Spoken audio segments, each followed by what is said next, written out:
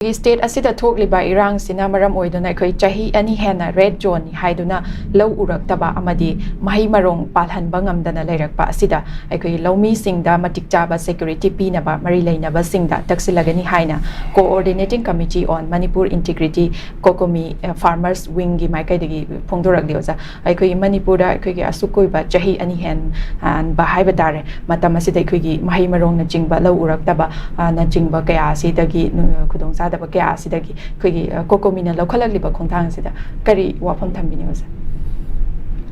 hoi organization khadi tasengna hai kanda tholei je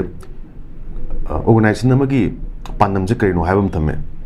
khoi gi pandam je kaino haiba kanda miyam gi damakta oina tholakpa Manipur gi damakta tholakpa adugumba organization oi tagadi miyam nasu makoida moina toriba thabak singsida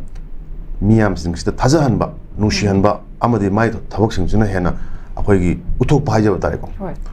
adu mathok ta mayam sidisida akhoi simply hujikandi mayam credibility hajaba tare ko organization singsi credibility ju loinamak haiba na ten hajasina organization kharagi amadi makhoi yar mi kharagi hanak si yama testing time oi hajaba tare ko aduna mayam na dum hotel da ade kwasa home da kaidil dum ngangnai dineba asinu paji si adu madu to wai ko aduna madagi potuda madu credibility de sakhi bata gadi then organization dugi kanu problem lai hajaba ta ko magi miyam na uriba perception ain uru kan sida moi web ta gadi chuma mani o asinu paji web ta thajadre natraga du high fm lai duni ana hanaki farmers wing gi kanu initiative hajaba ta hoi masim yam phayena lojage kaino da ainu su kitang nungai jaba ma hajaba ta gadi Manipur gi integrity da thok to na ma lai jagre but Manipur gi integrity toringe de marak sida khoi cha doriba thak doriba low udoriba singsina kamai to hoi si wata gadi hoji ga haiba farmer sing gi khwai wari ji lebak sida khoi gi ngami sinmi ko lomi sing ju taseng nai kana di moine yamna kan to jari se adu thai di kana thai no Manipur thai di lomi ngami sing na thai ni sinmi singsina thok su jin adu ta gadi khwaidagi aphaba khwaidagi matik chawa adu khwaidagi miyam gi damukta leiba adugumba class hajab tare ko adugi class na hajarage adugi wata gadi moida phong thopose matik chaw myam phong thoyo farmer singsida moida farmer da equipment matik chana pibiba subsidy oiba mongda ko ade farmer da loan pibi farmer da hujiki haiba akoi gi financial literacy gi leitam yam leta ko akoi bank singsina chatla kansida sini hana loino ka tare takbi bitam bibi ya adu wata gadi aina hajaning sina akoi gi farmer sing chakola kansida production puto kansida akoi ju hena kana to do ni tasena hai kanda di aduna madugi chakhotpagi thabak ji akoi puksa haijab tare huji mati akoi cheng de mu ne local cheng ji lupa yang khai manga tu humpu opi re hoi sig jam tu thenga tri haijab tare aduna live sing cha to de ke ja do ni no da ad chen yeng ye le bisna kya matik chana ye le chen yeng chaba kanda su akoi gi huji ga haiba mati local cheng gi mahau ji phang pona te ata ju live di ke cha do no cheng yeng phang re adagi cheng ju leiba ngamre adu farmer sing sina moi da production henta gadi nga puthokpa cheng puthokpa phau puthokpa huji ga haiba tongan ba mahi murong puthokpa sing je puthok ta gadi akoi ju tasena hai kan je huji gi leiba Manipur gi economy haijaba tare pungchai chara ba khutu ba pasha sel leitraba state ama ori ba sing je tasena hai kan di huji se chakolak pa yai akoi na su isai thanda inom dom lepsa wa hai ta gadi farmer sing sina moi da power lek ta gadi huji gi haiba makoi na su miyam da mu kena mateng pang mangamba lebak tu amuke hena mateng pang mangamba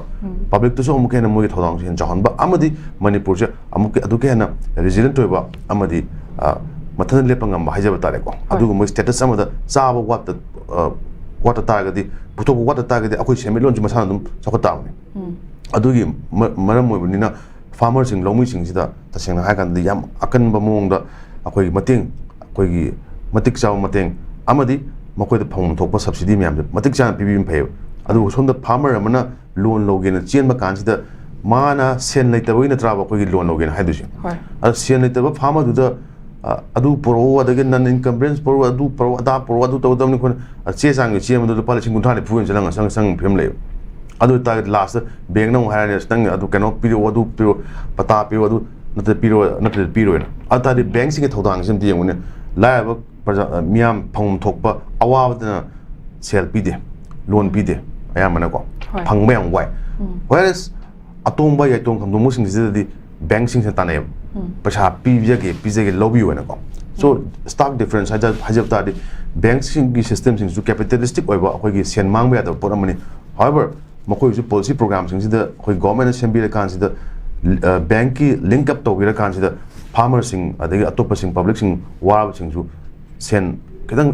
Moid खितंग lift तम PB हाइजब तारे को खितंग हिंगननबगी कनो Matang Moid PB तारगदी मदु याम फो पोरमने मरमदी interest rate से याम पिइने bank से अदु bank की loan loan मो होनबदा tractor की सब्सिडी लोन होनबदा फार्मर की nga फाबगी अखोगी एवार्ड फंग होनब कान से चंग म्याम से तसेंग हा कानदि अखोइ सु उजा वाने सम ताजा वाइने को अदु कान से मतिक चावा फंग थोकमी दि योगो दो फिर मसम ले और मसिगी पॉलिसी प्रोग्राम सिंग से तसेंग हा कान फ्री एंड फेयर ओहला कान से कंपटीशन ओता जो फार्मर कंपटीशन द मतिक चान तो बियो फजन तो बियो को अदगी nga मेला हाइरोने nga मेला तो कान से nga चौ सिंग से कनाना चागे यियो अना मैम कंप्लेन तौर nga चौबदी nga हाउबदी अखोइ मुक्सादे सिदी कनोगिने डायरेक्टर गिने सि एमएलए गिने मंत्री गिने ना लोइनम खाव खाव योमलो लेग्रे अखोइना खर चादे सिदी अखोइ ग्रास क्रॉप अखोइ लेब खरा दगी कमन का मसा मसा सिंग खरा अखोइ लेसिंग तानारगा चाबने तागदे अखोइना nga हाउबदु आइपत चाजा गेना लाइबा मेला सिदा अखोइना लेबि यारो हाइ तागदे nga मेला तौबि वहान थोक लेरिबा सिनी अदो तागदे पुथोक तागदे मैम पलब चाब याना मु पोरम पुथोपिरो अखोइना येंगा तिन योला लेहर कानसिदा याइतों खमनुमोना पुसा कानसिदा मोइ गतंग हाउ चाउबदि तसेंग हाइ कानदि अदो तागदि इंडिया हाइबा लमसे सोशलिस्ट आइन हाइने नट्रो मानबा थोंग चखमिन से हाइने अतादि नखोइ जो सोशलिज्म मणिपुर सोशलिस्ट स्टेट ने हाइने नट्रो दा अदो तागदि अखोइगी सोशलिस्ट स्ट्रक्चर दिखाइ जखरगे हाइबने अदना मानबा थोंग मानबा खुनाइ हाइबा पोस्टिंग सिदि होय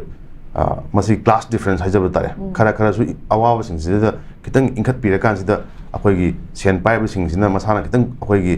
लाइव मियाम सिंग सिदा किसी मतेंग पांगुगी थव अमदि तो कनो करी हाइजब तारे थौदांग अमा लबु फैना फॉर एग्जांपल अखोइगी लम्यानबा हिजम इराबो मोइदियम नुआइ लेबु याबो कनो ने माइ पोजिशन अमा हाइज तारे को अदु तागसु मा मसामक से नुआइबा याब नुपादुना कुमथारा कान लौमी सिनगी दमक तन ड्रोमांग असि निंगिंग लेस होय अदुगुम्बा पॉलिटिकल लीडर्स जे अखोइना मथौ तारसे हुजे अदुगुम्बा फार्मर की लुचिंग बिदवा अदुगुम्बा मियाम मियोइसिंग बट पॉलिटिशियंस सिंगसिदसु हुजिगा हाइबा वखलोन होय लम्यानबा इराबट की मोंग खितंग खखनबा हाइजबता याम खनलुदि यारोयको खितंग कावा खनबा कांगू मनी खितंग थोलक तागदि हंदकी वोट हाइबा तारेको हंदकी 2027 कुइद्रे सिगुम्बा वोट सिदा थोपिरा कांसिदा लौमी सिनमी गामी सिंग प्लस एट लीस्ट मणिपुर की प्रॉपर पॉलिसी फ्रेमवर्क तो बुंगंबा होय असेंबली फम्मा कांसिदा अखोइ सुमाय पुथारे अखोइ कोम तारे कोम से कमा काचिगे हाइबगी वखलोन अमरे पॉलिटिकल विल लेबा अदुगुम्बा मियोइसिंग मथौ तारे न सुमाय थमजगे